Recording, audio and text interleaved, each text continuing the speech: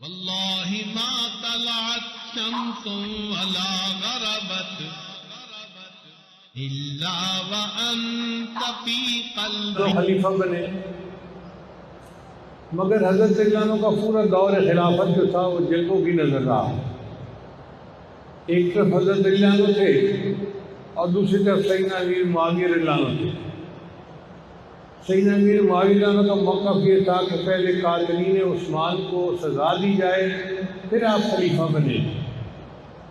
حضرت علی عنہ فرماتے تھے کہ مجھے اپنے قدم جمانے دو، پھر میں ان سے حساب لے لوں گا بعد میں.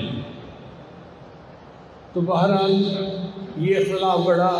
حدیث مبارکہ میں نبی الاسلام نے فئتین عظیمتین، جو بڑے گروہ ہوں گے جن کے درمیان جنگ ہوگی، اس کی آپ صلی اللہ علیہ وسلم نے پہلے سے بشارت عطا فرما دی تھی. تو دونوں طرف چونکہ صحابہ تھے تو نبی الاسلام نے ان کو فئتین عظیمتین کا لفظ فرمایا. یہ نبی الاسلام کے الفاظ ہیں. بہرحال پھر ایک وقت آیا کہ حضرت علی عنہ بھی شہید کر دیے گئے. اس کے بعد سیدنا حسن رضی اللہ تعالیٰ عنہ نے اپنی خلافت کا حق جو تھا وہ حضرت امیر معاویہ رضی اللہ عنہ کو دے دیا. یہ ان کی قربانی بہت بڑی تھی، اور امن کے لیے اتنی قربانی دینا یہ ایک مثال ہے شریعت کے اندر. سیدنا امیر معاویہ رضی اللہ تعالیٰ نے 20 سال حکومت کی. بہت مدبر تھے، سمجھدار تھے، اور اللہ نے ان سے وسعت کا کام لیا. حضرت عمر رضی اللہ عنہ کے زمانے میں جو دین کو وسعت مل رہی تھی وہ سیدنا امیر معاویہ کے زمانے میں بھی اسی طرح جاری رہی. انہوں نے 20 سال حکومت کی.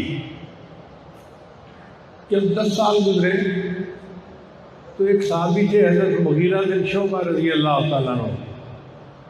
یہ بڑے جلیل القدر صحابی ہیں جنہوں نے درخت کے نیچے بیعت رضوان کی تھی. لقد رضی اللہ عن المؤمنین اذ یبایعونک تحت الشجرہ، انہوں نے وہ شجرہ والی بیعت کی ہوئی تھی. تو انہوں نے سیدنا امیر معاویہ رضی اللہ عنہ کو آ کر ایک بات کہی کہ آپس میں خلافت کے عنوان پہ جو تنازع تھا اس میں 1 لاکھ مسلمان شہید ہوئے، اور بڑی مشکل سے یہ معاملہ ٹلا ہے، اور اب پھر دین اسلام کو وسعت مل رہی ہے اور امن و امان کا سلسلہ ہے. میرا جی چاہتا ہے کہ آپ اپنی زندگی میں اپنا کوئی ولی عہد مقرر کر دیں تاکہ آپ کے بعد دوبارہ یہ فتنہ نہ کھڑا ہو جائے. اب مشورہ دینے والے نے اخلاص کے ساتھ مشورہ دیا تو سیدنا امیر معاویہ رضی اللہ عنہ نے دیکھا کہ کس کو نائب بنانا چاہیے. ان کو جتنے لوگ موجود تھے ان میں سب سے زیادہ بہتر اپنا بیٹا نظر آیا، یزید اس کا نام تھا. چنانچہ انہوں نے 10 سال کے بعد یزید کو اپنا ولی عہد متعین کر دیا، اور اس پر لوگوں نے ان سے بیعت کر لی. جتنے مسلمان تھے سب نے بیعت کی سوائے 5 حضرات کے. یہ 5 حضرات نمایاں حضرات تھے، عالم حضرات تھے، بڑے شان رکھنے والے حضرات تھے. ان میں سے ایک سیدنا حسین رضی اللہ تعالیٰ عنہ نبی علیہ السلام کے نواسے تھے اور جنت کے سردار تھے، جنت کے نوجوانوں کے سردار تھے، اور ان کی شان بڑی تھی، اور ان کو اللہ نے نبی علیہ السلام سے نسبت اتحادی عطا فرمائی تھی. ایک انہوں نے بیعت نہیں کی. ایک ابو بکر صدیق عنہ کے بیٹے عبد الرحمن بن ابی بکر، وہ بھی جو کہ صدیقی نسبت تھی، ان کو بھی اللہ تعالیٰ نے بڑا علم دیا تھا، انہوں نے بھی بیعت نہیں کی. اور تیسرا عبداللہ ابن عباس رضی اللہ تعالیٰ عنہ، یہ امام المفسرین بھی تھے اور نبی علیہ السلام کے بہت قریبی رشتہ دار تھے، انہوں نے بھی بیعت نہیں کی. ایک عبداللہ ابن عمر رضی اللہ تعالیٰ عنہ، یہ امام المحدثین تھے، حضرت عمر رضی اللہ عنہ کے بیٹے تھے، اور ان کی علم کی نسبت بہت اونچی تھی، بہت بلند تھی. یہ بڑے علماء صحابہ میں سے سمجھے جاتے تھے. اور 5ویں تھے عبداللہ ابن زبیر رضی اللہ تعالیٰ عنہ، یہ سیدنا صدیق رضی اللہ عنہ کے نواسے تھے، زبیر رضی اللہ عنہ کے بیٹے تھے. اللہ نے علم میں ان کو بھی اونچا مقام عطا فرمایا تھا. تو ان 5 حضرات نے بیعت نہیں کی. اب اللہ کی شان دیکھیے کہ وقت کے ساتھ عبداللہ ابن عبد الرحمن بن ابی بکر فوت ہو گئے تو باقی 4 حضرات رہ گئے، ایک سیدنا حسین لانو، دوسرا سیدنا عبداللہ ابن زبیر لانو، تیسرا عبداللہ ابن عمر اور عبداللہ ابن عباس لانو۔ ان 4 میں سے 2 حضرات نے یہ فیصلہ کیا کہ ہمیں بیعت کر کے اجتماعیت کو مضبوط کر دینا چاہیے، چنانچہ عبداللہ ابن عمر لانو نے اور عبداللہ ابن عباس لانو نے اس کے ہاتھ پر بیعت کر لی۔ اب باقی 2 حضرات بچ گئے، ایک سیدنا حسین رضی اللہ تعالیٰ عنہ اور دوسرا عبداللہ ابن زبیر لانو۔ عبداللہ ابن زبیر لانو کے چاہنے والے مکہ مکرمہ میں بہت زیادہ تھے، اور سیدنا حسین لانو کے چاہنے والے تو پوری دنیا میں تھے، لیکن مدینہ میں بہت ہی زیادہ تھے۔ اب عبداللہ ابن زبیر لانو نے تو اپنے لیے عافیت اس میں ڈھونڈی کہ میں مکہ ہی میں رہوں گا، مکہ سے باہر نہیں نکلوں گا، تاکہ جو حاکم ہے وہ میرے خلاف کوئی قدم نہ اٹھا سکے۔ اور انہوں نے سیدنا حسین لانو کو بھی یہی مشورہ دیا کہ آپ جائیں اور جا کے مدینہ طیبہ کے اندر رہیں، آپ کے جانثار لوگ موجود ہیں، آپ کو وہاں کوئی ہاتھ بھی نہیں لگا سکتا، آپ اپنی آرام کی زندگی گزاریں گے۔ مگر سیدنا حسین لانو کا معاملہ اور تھا، ان کو کوفہ کے تقریباً 10-12 ہزار لوگوں کے خطوط ملے، جس میں لوگوں نے کہا کہ جی آپ کوفہ آئیں، ہم آپ کے ہاتھ پر بیعت کرنے کے لیے تیار ہیں۔ اب سیدنا حسین لانو کے سامنے اتنے ہزاروں لوگوں کے خط تھے جس کہ مجھے ان لوگوں سے بیعت لے لینی چاہیے۔ اس کے لیے انہوں نے مسلم بن عقیل رضی اللہ عنہ کو بھیجا کہ آپ کوفہ جائیں اور جا کے وہاں کے حالات معلوم کریں۔ چنانچہ مسلم بن عقیل جب کوفہ آئے تو کوفہ والوں نے ان کا بڑا استقبال کیا، انہوں نے جوش و خروش دیکھا، کوفہ والوں کے حالات کو دیکھا، تو انہوں نے سیدنا حسین لانو کو خط لکھا کہ جی آپ تشریف لائیے، لوگ آپ کے ہاتھ پر بیعت کرنے کے لیے تڑپ رہے ہیں اور اس وقت بہت ضروری ہے آپ کا آنا۔ جب حاکم وقت کو پتہ چلا کہ کوفہ کے لوگ تو سیدنا حسین لانو سے بیعت کرنا چاہتے ہیں، تو اس نے کوفہ کے حاکم کو بدل دیا، ابن زیاد کو کوفہ کا گورنر بنا دیا۔ اب یہ ابن زیاد بڑا سخت طبیعت کا آدمی تھا، اس نے آ کر تقریریں کی اور لوگوں کو ڈرایا دھمکایا کہ تم اگر حاکم وقت کی بات نہیں مانو گے، تمہارے ساتھ سختی کریں گے، یہ کریں گے، یہ کریں گے، اور لوگ سہم گئے۔ چنانچہ لوگوں نے اپنی رائے بدل لی۔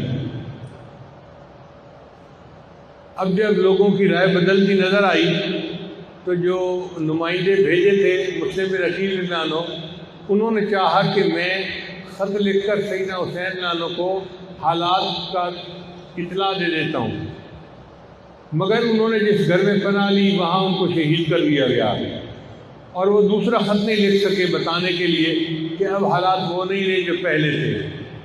ادھر سیدنا حسین لانو نے ارادہ کر لیا کہ میں کوفہ چلتا ہوں۔ بعض صحابہ نے ان کو منع بھی کیا کہ آپ اگر جانا چاہ رہے ہیں تو اپنے ساتھ لشکر لے کر جائیں۔ انہوں نے کہا نہیں، اللہ میری معافی کافی ہے، اور اگر اللہ کو منظور ہے میرا شہید ہو جانا تو میں شہید ہونے کے لیے تیار ہوں۔ موت سے تو وہ لوگ ڈرتے نہیں تھے، ان کے دل میں اللہ تعالیٰ کی محبت ایسی تھی کہ وہ ترستے تھے کہ ہمیں شہادت کا رتبہ نصیب ہو جائے۔ چنانچہ وہ اپنے کنبے کو لے کر، خاندان کی عورتوں مردوں کو لے کر وہاں سے نکلے۔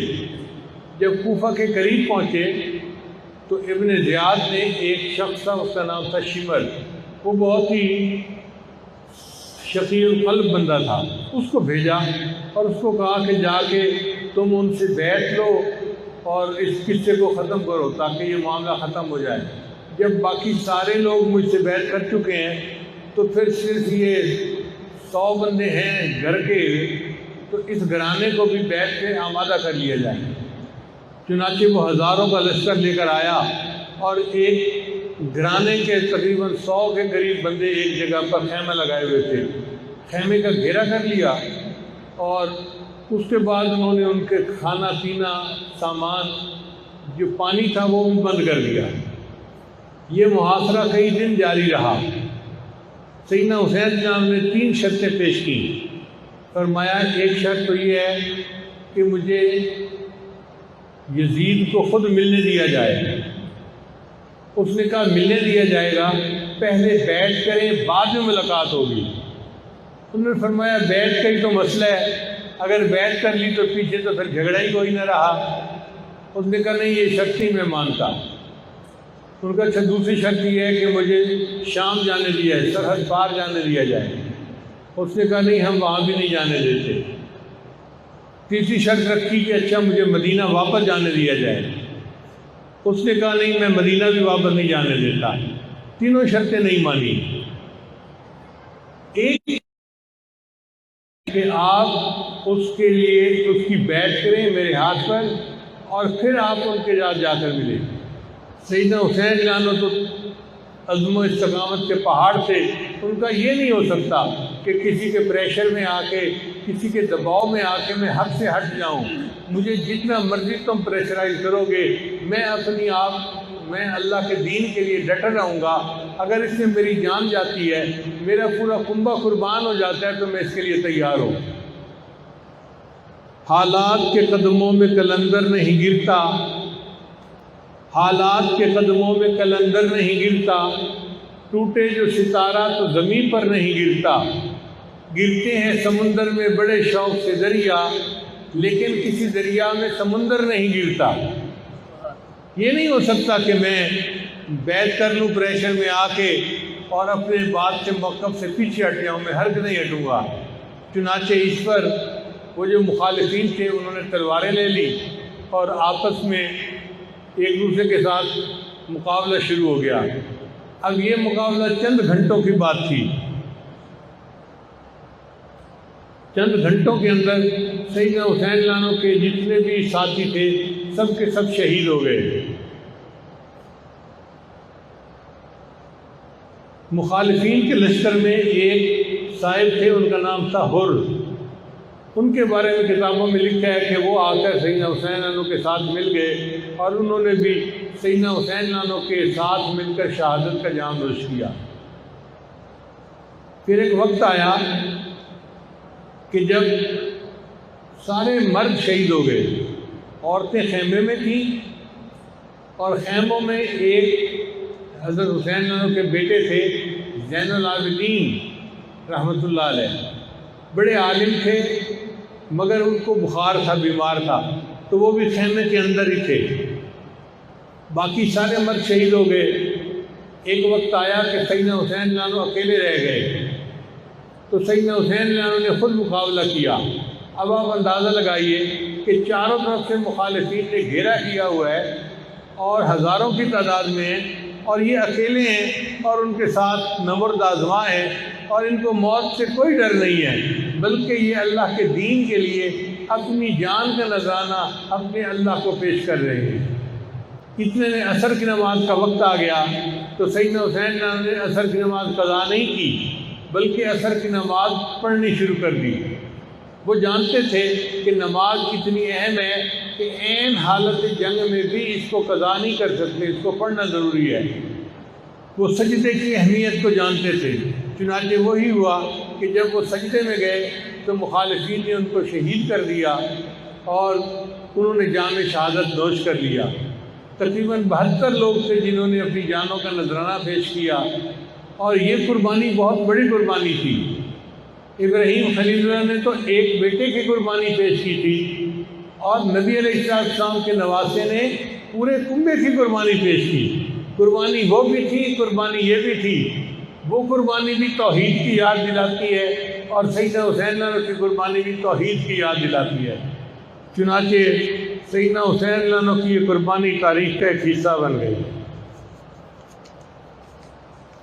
شاعر نے کہا کتنی خدمت کر گیا وہ جیتے جی اسلام کی، لاج رکھ لی اس نے اپنے نانا جی کے نام کی، دے گیا باطل کی وہ ساری فوجوں کو شکست، کھول کر رکھ لی کی۔ اس نے جو کرنا تھا وہ کر ہی گیا دین کے لیے، اس کو پرواہ ہی نہ تھی جیسے کبھی عالم کی، روند ڈالی غیر کی ساری بھیانک ساز، روشنی پھیلا گیا وہ آخری پیغام کی، کربلا میں وہ کھڑا تھا استقامت کا پہاڑ، دھمکیاں ملتی رہیں گرچہ برے انجام کی۔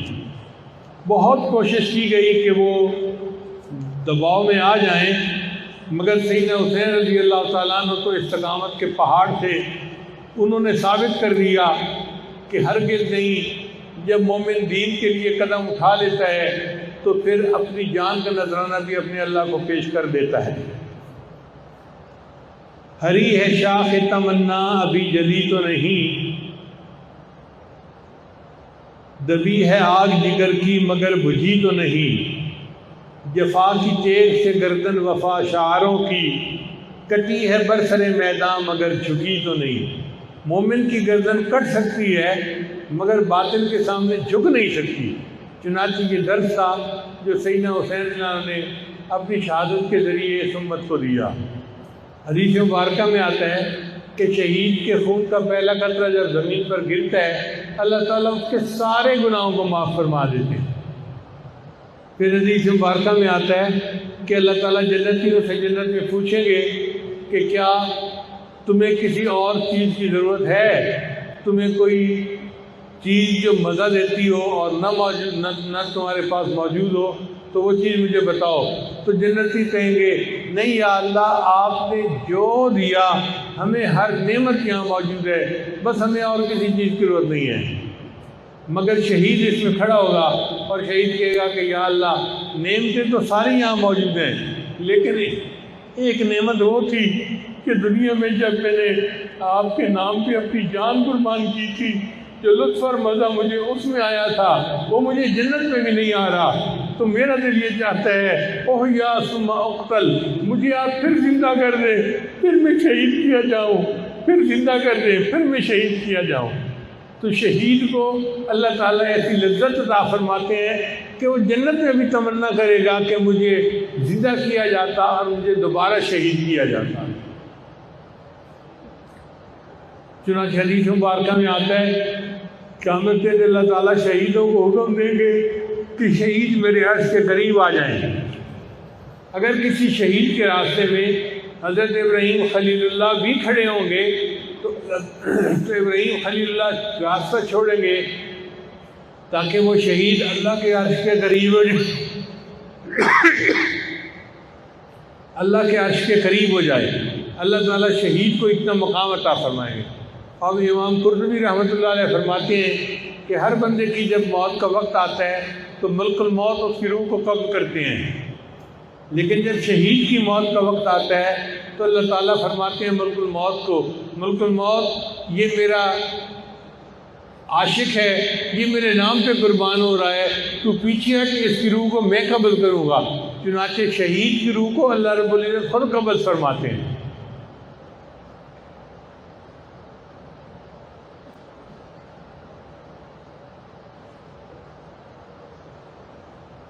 سیدنا حسین خانوں نے پوری امت کو یہ سبق دیا جس کو ایک شاعر نے اشعار میں یوں کہا ہے، تم یوں ہی سمجھنا کہ فنا میرے لیے ہے، تم یوں ہی سمجھنا کہ فنا میرے لیے ہے، پر غیب میں سامان بقا میرے لیے ہے۔ اللہ کے رستے کی جو موت آئے مسیحا، اکثیر یہی ایک دوا میرے لیے ہے۔ کیا غم ہے جو ہو ساری خدائی بھی مخالف، کافی ہے اگر ایک خدا میرے لیے ہے۔ توحید تو یہ ہے کہ خدا حشر میں کہہ دے، یہ بندہ دو عالم سے خفا میرے لیے ہے۔ ایک اللہ کے لیے اپنی جان کو قربان کر دینا اور دین کو اپنی جگہ کے اوپر سلامت رکھنا، یہ بہت بڑی کامیابی تھی۔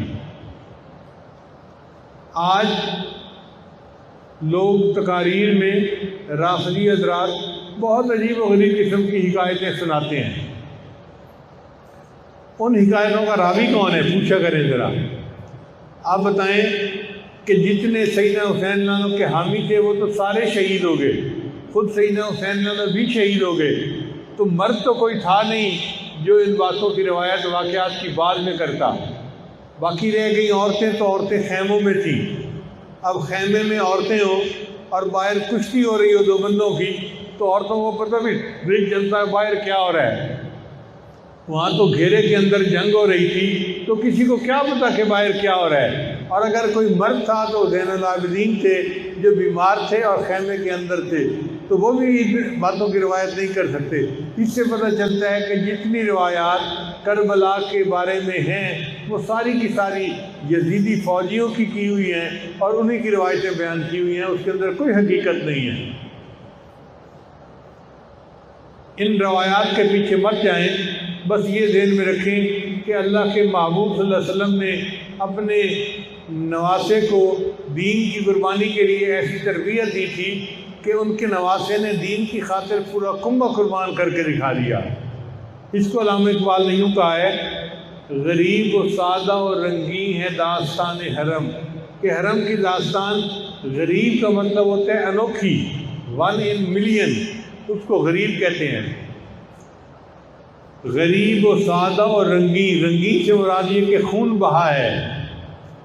غریب و سادہ اور رنگین ہے داستان حرم، نہایت اس کی حسین ابتدا ہے اسماعیل۔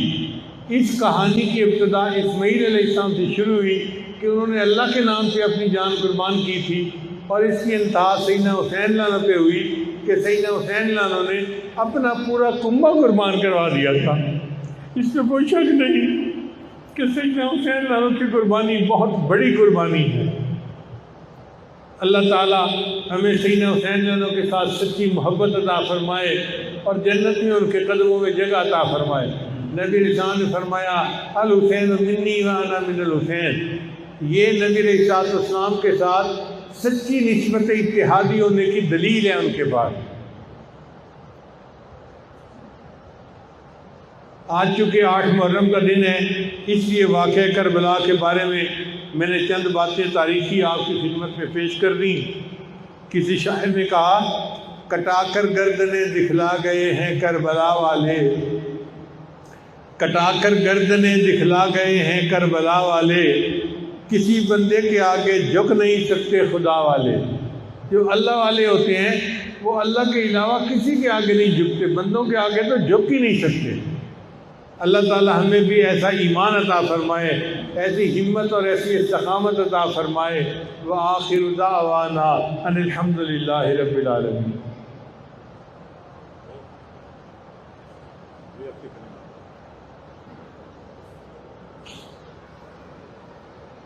بہت سارے حضرات دور قریب سے بیٹھ کے لیے آئے ہوئے ہیں، یہ آج توبہ کے کلمات پڑھائے گا، آپ سچے دل کے ساتھ پیچھے پیچھے پڑھتے جائیے۔ بسم اللہ الرحمن الرحیم، لا الہ الا اللہ محمد الرسول اللہ، آمنت باللہ وملائکتہ وکتبہ ورسلہ والیوم الآخر والقدر خیرہ وشرہ من اللہ تعالی والبعث بعد الموت، آمنت باللہ کما ہوا باسمائہ وصفاتہ وقبلت جمیع احکامہ اقرار باللسان وتصدیق بالقلب، اشہد ان لا الہ الا اللہ واشہد ان محمدا عبدہ ورسولہ، استغفر اللہ ربی من کل ذنب واتوب الیہ برحمتک یا ارحم الراحمین۔ ان کلمات کو پڑھنے سے بیت ہو چکے ہیں، چند معمولات ہیں جن کو کریں گے تو اللہ تعالیٰ دل کو منور کریں گے۔ پہلا عمل 100 مرتبہ استغفار صبح شام پڑھنا، دوسرا عمل 100 مرتبہ درود شریف صبح شام پڑھنا، تیسرا عمل قرآن مجید 1 پارہ تلاوت روزانہ کرنا، چوتھا چلتے پھرتے ہر وقت دل میں اللہ کو یاد کرنا، اس کو وقوف قلبی کہتے ہیں، اور 5واں عمل ہے مراقبہ۔ مراقبے کا طریقہ یہ ہے کہ جب نماز پڑھ کے فارغ ہوں تو تھوڑی دیر کے لیے اللہ کی طرف متوجہ ہو جائیں، آنکھیں بند کر لیں، یہ سوچیں کہ اللہ کی رحمت آ رہی ہے، دل میں سما رہی ہے، دل کی ظلمت اور سیاہی دور ہو رہی ہے، اور میرا دل اللہ اللہ اللہ کہہ رہا ہے۔ انشاءاللہ یہ چند منٹ کا مراقبہ دل میں اللہ کی محبت کو پیدا کرے گا اور آپ خود اس کی حرارت کو محسوس کریں گے۔ اللہ تعالیٰ سب کو اپنے مقبول بندوں میں شامل فرمائے۔ جزاکم اللہ۔